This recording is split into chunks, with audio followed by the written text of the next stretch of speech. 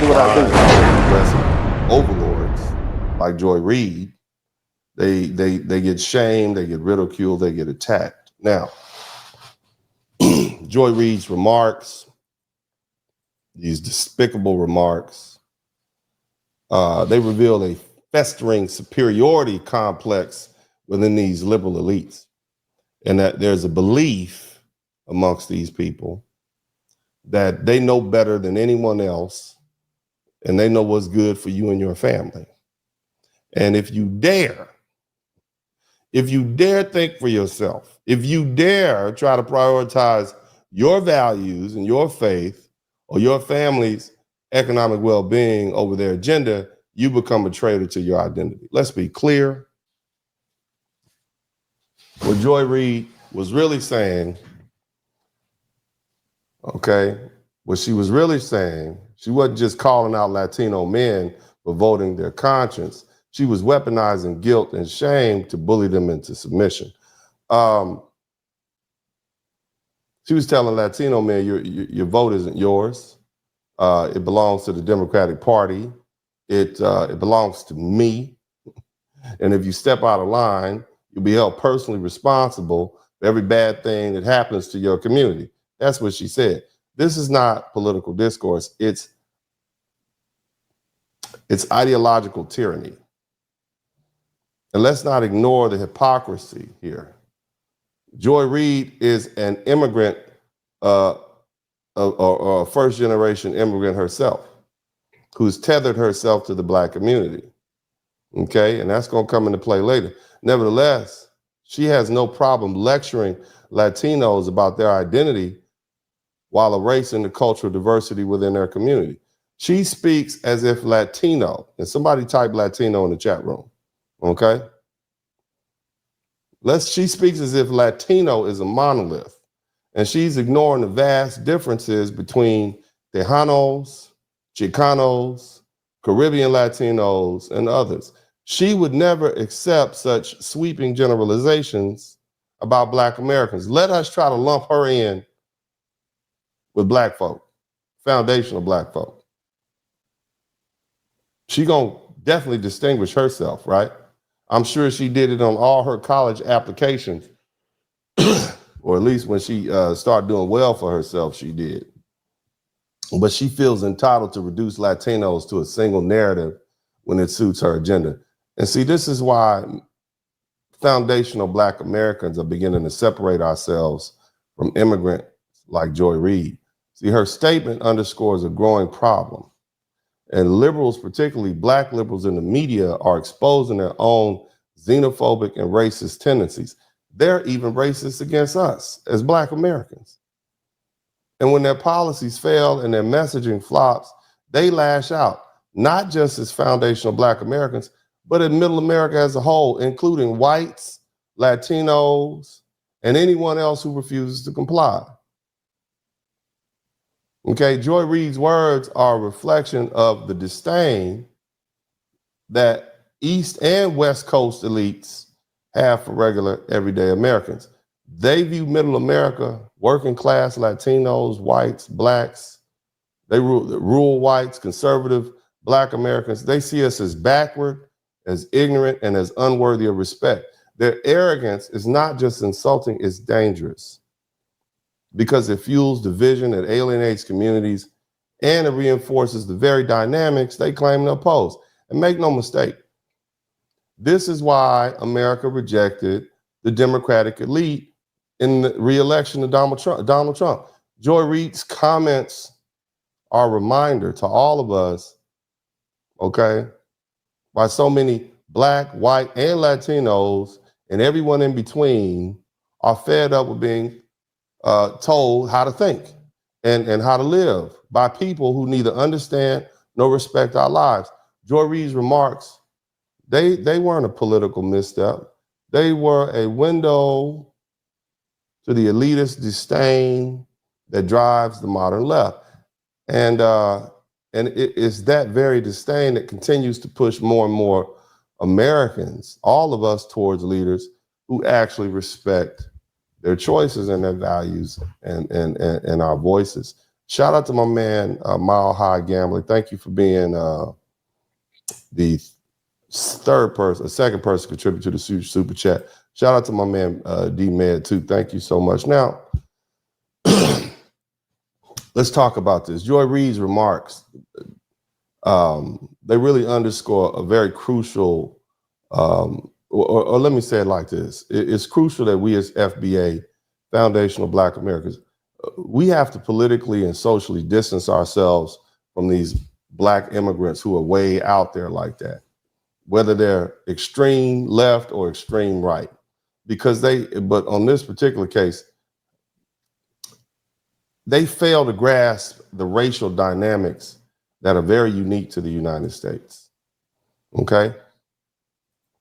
See, Reid presents herself as a Black woman.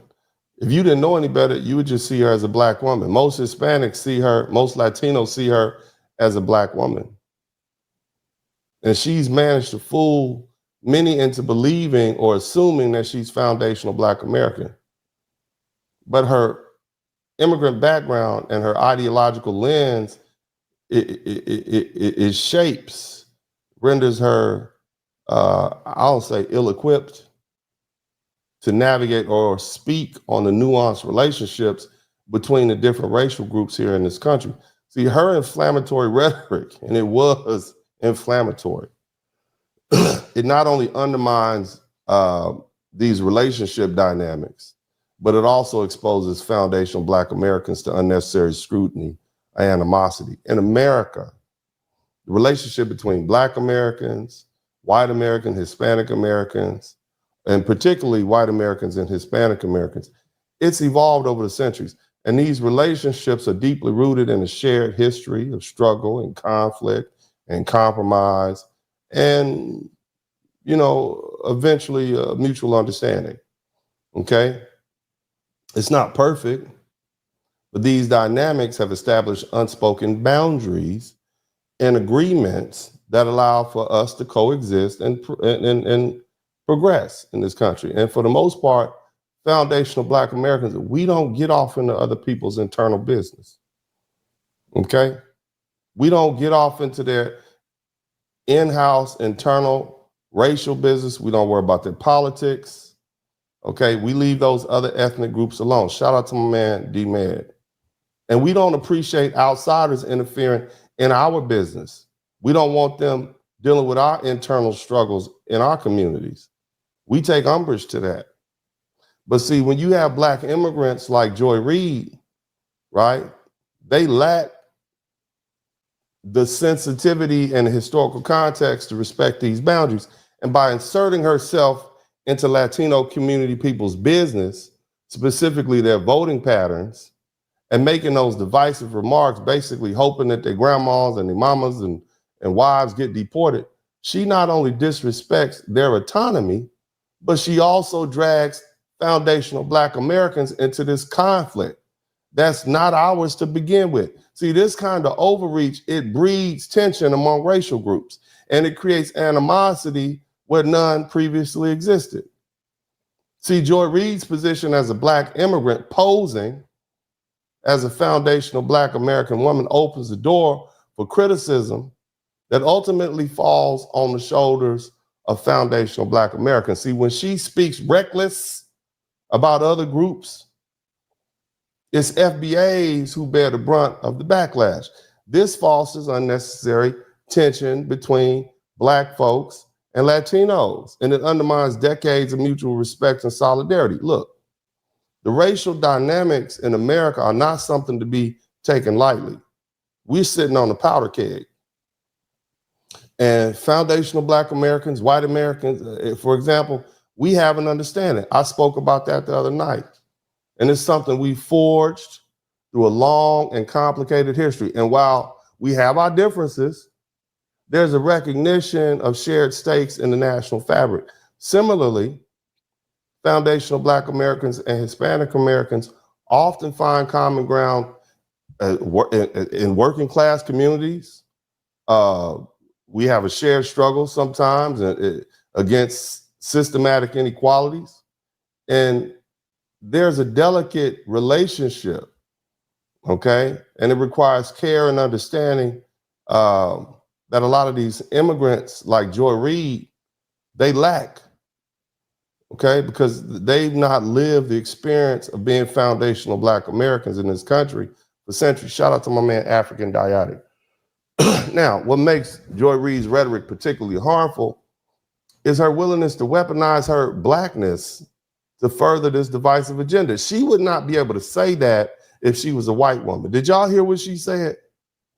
Did you guys hear? I played it a couple times. Did you hear what she said? She basically wishing these people get sent home. And she telling Latino men, I hope your mama and your wife and your grandma get sent home in your mixed family. And she's masquerading as a foundational Black American woman, espousing these views that alienate other racial groups and come off like hate. And she misrepresents the values and priorities of foundational Black Americans. Her actions invite criticism. It brings about animosity, not just towards her, but towards the broader Black community in the United States, which is largely composed of foundational Black Americans. And this is a problem. It's unacceptable, okay? And that's why we as FBA need to assert our distinct identity and refuse to be tethered to this reckless behavior of these folks like Joy Reid. And I don't care if it's far right or far left, okay?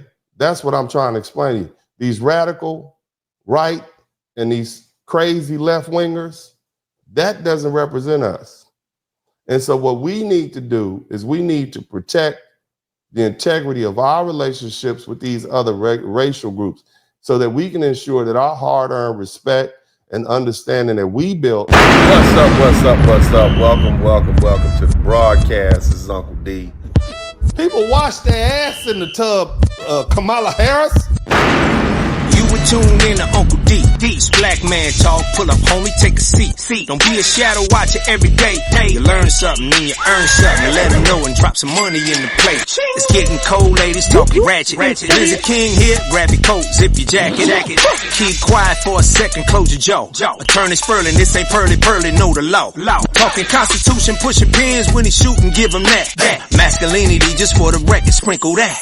You can keep your cat, gotta cut it. Only cat he rubbing, gotta love it. I call it Molly Buddy. Gotta vote your interest, voting earns. Presidential, this is for the money that I earn. When you gon' learn, my people, that evil mixed with evil. No matter what you're doing, baby, this ain't equal. Sometimes when you're special, you get hated. The test is for the best, you're damn right, my people made it. Uncle D, Blizzard King, you been served, gotta notice. Now black men out here know we winning, gotta hold it now. Uncle D, you been served, get your notice. Now black men out here know we winning, gotta hold it now. Uncle D, you been served, get your notice. Now black men out here know we winning, gotta hold it now. Uncle D, you been served, get your notice. Now black men out here know we winning, gotta hold it now. Hey man, I'll do what I do. Somebody need to whip your ass. Get up and whip him, Sweets. Hey, don't be putting the money in my hand all rough. Take your ass out here. You buy you a Flowbee and cut your own damn hair from now on. My mandate is to be an advocate for black men. Dennis Spurling got the mic on fire. Black father, I have black son. Tune in weekly.